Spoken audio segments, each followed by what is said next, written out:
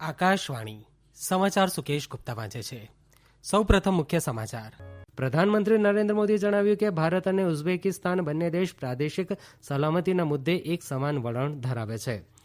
પ્રધાનમંત્રી નરેન્દ્ર મોદીએ જણાવ્યું કે કેન્દ્ર સરકાર દેશના દરેક નાગરિકના સશક્તિકરણ માટે તમામ પ્રયાસો કરી રહી છે. ખાસ કરીને મહિલાઓના સશક્તિકરણ માટે 15 કરોડ મહિલાઓને મુદ્રા લોન અપાઈ છે. પ્રધાનમંત્રી નરેન્દ્ર મોદી આવતીકાલે 12મી ડિસેમ્બરે ફિક્કીની વાર્ષિક બેઠકમાં વીડિયો કોન્ફરન્સના માધ્યમથી સંબોધન કરશે. પર્યાવરણ મંત્રી પ્રકાશ જાવડેકરે જણાવ્યું છે કે વૈશ્વિક આબોહવા પરિવર્તન માટે ભારત કોઈપણ રીતે જવાબદાર નથી, પરંતુ બદલાતા જતા પર્યાવરણની ગંભીર અસરો સામે લડતમાં ભારતે અસરકારક કામગીરી કરી છે.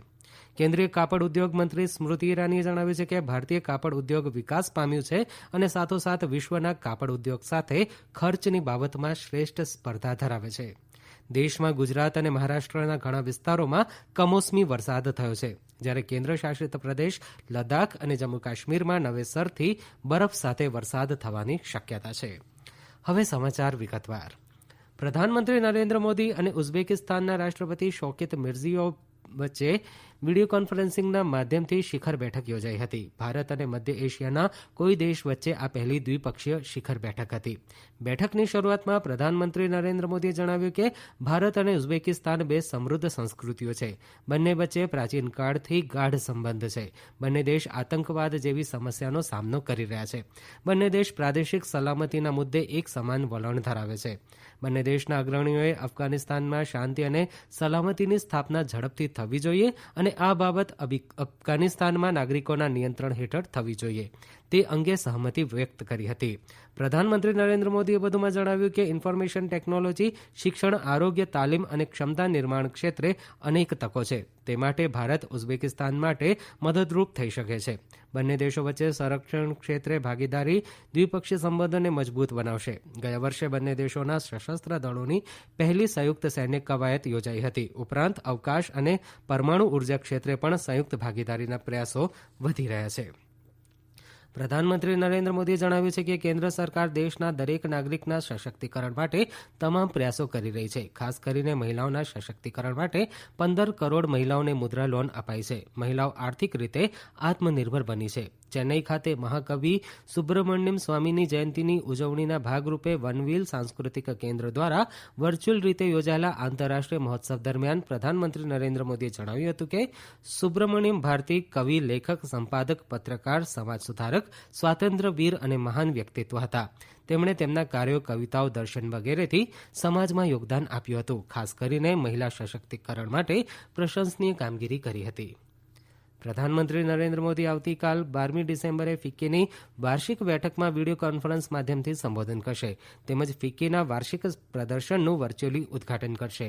ઉલ્લેખનીય છે કે ફિક્કીનું વાર્ષિક સંમેલન આવતીકાલથી 14 ડિસેમ્બર સુધી યોજાવાનું છે, જેમાં ઘણા મંત્રીઓ, અધિકારીઓ, રાજદ્વારીઓ, આંતરરાષ્ટ્રીય નિષ્ણાતો ભાગ લઈ રહ્યા છે. આ સંમેલનમાં કોવિડની દેશના અર્થતંત્ર ઉપર થયેલી અસર, સરકારે અર્થતંત્રને આગળ વધારવા લીધેલા પગલાં તથા આર્થિક સુધારા અંગે ચર્ચા થઈ રહી છે. પર્યાવરણ મંત્રી પ્રકાશ જાવડેકરે જણાવ્યું છે કે આબોહવા પરિવર્તન એ હાલની ઘટના નથી, પરંતુ છેલ્લા 100 વર્ષથી થયેલા પ્રદૂષણના કારણે પર્યાવરણ પર અસર થઈ છે. વૈશ્વિક આબોહવા પરિવર્તન માટે ભારત કોઈપણ રીતે જવાબદાર નથી, પરંતુ બદલાતા જતા પર્યાવરણની ગંભીર અસરો સામે લડતમાં ભારતે અસરકારક કામગીરી કરી છે. ભારતમાં ગ્રીન હાઉસ ગેસનું ઉત્સર્જન ખૂબ જ ઓછું છે. પેરિસ કરારના 5 વર્ષ પૂરા થવાની પૂર્વ સંધ્યાએ નવી દિલ્હી ખાતે પત્રકારો સાથેની વાતચીતમાં તેમણે જણાવ્યું કે બીજા દેશો સાથેની સરખામણીમાં પર્યાવરણને નુકસાન કરનાર તમામ પ્રકારના ઉત્સર્જન માટે ભારતનો હિસ્સો માત્ર 3% છે. ઉપરાંત ભારત વિશ્વની જમીનના 2.4% ક્ષેત્રમાં લગભગ 24.56% જંગલ વિસ્તાર અને 8% જૈવિક વિવિધતા ધરાવે છે. ભારતે વર્ષ 2030 સુધીમાં પર્યાવરણને નુકસાન કરનાર ઉત્સર્જનની તીવ્રતામાં 33થી 35% ઘટાડો કરવાની પ્રતિબદ્ધતા વ્યક્ત કરી છે. ઉપરાંત ભારત પેરિસ કરારનું પાલન કરે છે. એક અહેવાલ પ્રમાણે ભારત એકમાત્ર G20 દેશ છે જેણે આ અંગે સંપૂર્ણ રીતે પ્રતિબદ્ધતા વ્યક્ત કરી છે. ઉલ્લેખનીય છે કે પ્રધાનમંત્રી નરેન્દ્ર મોદી આવતીકાલે આબોહવા પરિવર્તન માટે પેરિસ કરારની 5મી વર્ષગાંઠ નિમિત્તે વૈશ્વિક પર્યાવરણ શિખર બેઠકને સંબોધન કરશે. આ સમાચાર આપ આકાશવાણી પરથી સાંભળી રહ્યા છો. વધુ સમાચાર કોરોના અંગેના આ સંદેશ બાદ.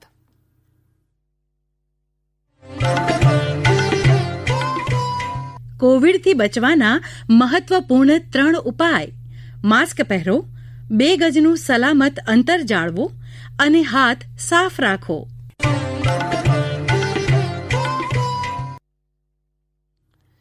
કેન્દ્રીય કાપડ ઉદ્યોગ મંત્રી સ્મૃતિ ઈરાનીએ જણાવ્યું કે ભારતીય કાપડ ઉદ્યોગ વિકાસ પામ્યું છે અને સાથોસાથ વિશ્વના કાપડ ઉદ્યોગ સાથે ખર્ચની બાબતમાં શ્રેષ્ઠ સ્પર્ધા ધરાવે છે.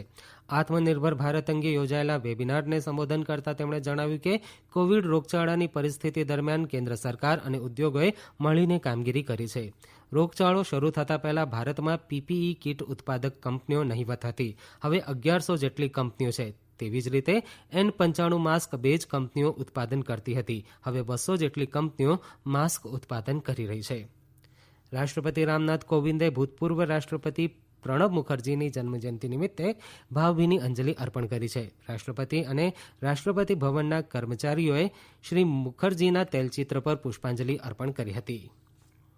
દેશમાં ગુજરાત અને મહારાષ્ટ્રના ઘણા વિસ્તારોમાં કમોસમી વરસાદ થયો છે, જ્યારે કેન્દ્રશાસિત પ્રદેશ લદ્દાખ અને જમ્મુ કાશ્મીરમાં નવેસરથી બરફ સાથે વરસાદ થવાની શક્યતા છે. ગુજરાતમાં છેલ્લા 2 દિવસથી વાદળછાયા વાતાવરણ વચ્ચે ઠેર ઠેર કમોસમી વરસાદ થયો છે. ગઈકાલે રાજ્યના મોટાભાગના વિસ્તારોમાં કમોસમી વરસાદ થયા બાદ આજે સવારથી અમદાવાદ, વડોદરા, રાજકોટ, અરવલ્લી, બોટાદ, વલસાડ, ભાવનગર, આણંદ, સુરેન્દ્રનગર સહિત અનેક શહેરોમાં અને ગામડાઓમાં પણ કમોસમી વરસાદ થયો છે. રાયગઢ, પાલઘર, થાણે વગેરે વિસ્તારો સહિત મુંબઈ અને તેના નજીકના વિસ્તારોમાં આજ સવારથી જ વરસાદ થઈ રહ્યો છે. હવામાન વિભાગના જણાવ્યા પ્રમાણે આજે અને આવતીકાલે અરબી સમુદ્ર પર રચાયેલા હવાના હળવા દબાણને પગલે કોંકણ વિસ્તારમાં હળવોથી મધ્યમ વરસાદ થવાની શક્યતા છે.